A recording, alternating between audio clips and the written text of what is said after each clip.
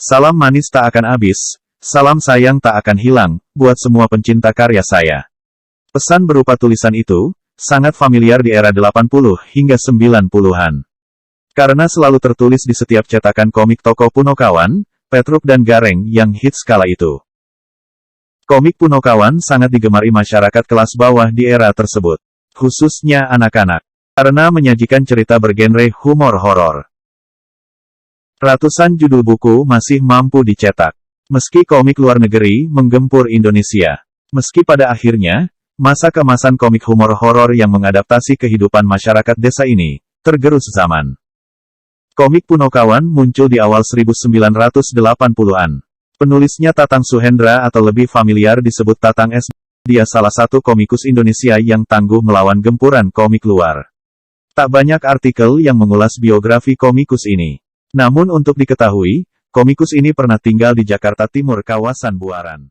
Tatang S tinggal di rumah kontrakan sendirian. Sementara istrinya tinggal di luar Jakarta. Tatang S wafat pada tahun 2003 silam. Persis setelah 3 tahun wajahnya muncul di setiap cetakan komik. Hal ini untuk membedakan komik asli dengan yang palsu. Karena saat itu, banyak beredar jiplakan komik serupa.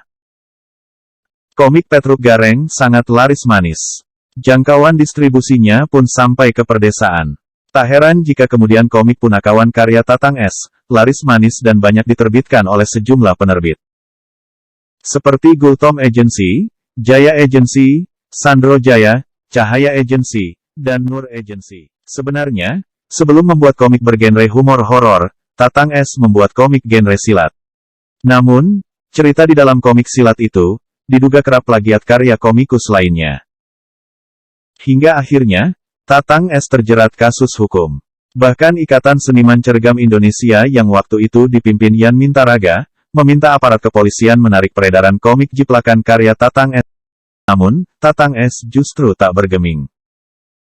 Produksi komik tetap dilanjutkan. Bahkan dia juga memulai komik humor horor dengan Toko Punokawan sebagai aktornya.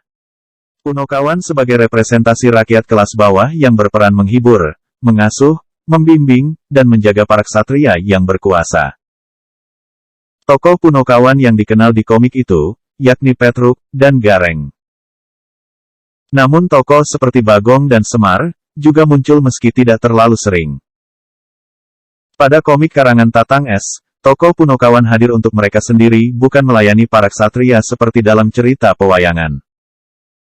Tokoh Punokawan yang bergambar hitam putih itu, digadang-gadang sebagai mewakili karakter masyarakat kelas bawah. Karena cerita yang dibawakan, mengadopsi suasana pedesaan bernama Tumaritis. Semar dalam pewayangan digambarkan sosok yang murah senyum, tetapi bermata sembab untuk melambangkan suka dan duka. Memiliki peran multidimensi, di antaranya adalah membawa misi kerakyatan, penumpas kejahatan, dan guru bagi ksatria lain. Ia jelmaan dewa, tetapi hidup sebagai rakyat jelata. Dalam komik karangan Tatang S, Semar digambar sebagai Ki Lurah. Selain bijak, juga terkenal sakti. Bahkan kesaktiannya tak hanya dikenal masyarakat desa Tumaritis, tapi juga sampai ke alam gaib. Petruk mempunyai sebutan sebagai kantong bolong yang melambangkan perubahan watak dari buruk menjadi pribadi yang suka memberi. Ia tokoh Punokawan yang paling cerdas, pandai mengambil hati orang lain, dan usil. Perawakannya bertubuh tinggi, tangan serta hidung panjang. Hal ini serupa dengan di komik yang menceritakan Petruk adalah seorang pemuda yang pemberani dan sigap. Namun di masyarakat, dia ada pemuda kere yang selalu menantikan malam minggu untuk menggoda cewek cantik. Sosok Gareng di komik merupakan pemuda yang kadang sok bijak, sok berani namun solutif. Dalam pewayangan, Gareng digambar tokoh yang sangat berhati-hati dalam bertindak. Karakter Bagong mirip dengan Semar. Karena dia diciptakan dari bayang Semar yang menginginkan seorang teman. Bagong merupakan tokoh Punokawan yang jarang berbicara, tetapi sekali ia berbicara bisa membuat orang tertawa. Ia juga merupakan kritikus tajam bagi tokoh lain yang bertindak tidak benar. Namun karakter tersebut berbalik ketika menjadi aktor komik. Bagong suka bertindak sembrono. Secara umum, tema-tema yang diangkat oleh Tatang S dalam komik Punokawan ada 3. Romansa, horor, dan pahlawan super. Semua tema ini amat kental dengan kehidupan rakyat jelata. Masalah asmara yang sering mendera kaum kecil karena perbedaan kondisi ekonomi sehingga kasih tak sampai, kerap diangkat dalam tema komik romansa. Tema horor atau hantu yang dominan muncul, sejalan dengan yang disampaikan Mochtar Lubis dalam pidato kebudayaannya pada 1977 yang berjudul Manusia Indonesia.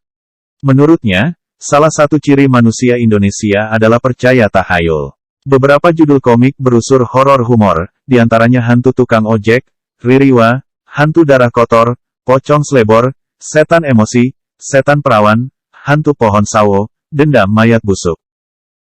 Perkembangan budaya populer seperti film tentang para pahlawan super yang diimpor dari luar negeri, tak luput dari garapan Tatang S. Tokoh-tokoh seperti Batman, Robin, Superman, Megaloman, Spiderman, Robocop, dan The Flash ia hadirkan dalam karya kearifan lokal.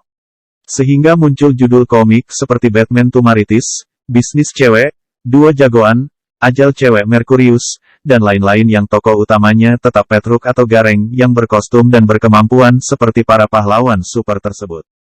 Apapun judul maupun cerita yang diangkat, Tatang S selalu menempatkan desa Tumaritis sebagai lokasinya. Desa yang sangat kental dengan aroma pedesaan. Lengkap dengan pos ronda, area persawahan, kuburan angker serta pepohon besar di sekelilingnya. Selain itu, semangat gotong royong khas masyarakat desa juga sangat terasa. Ronda malam yang kini mulai ditinggalkan masyarakat, pun turut jadi bagian cerita.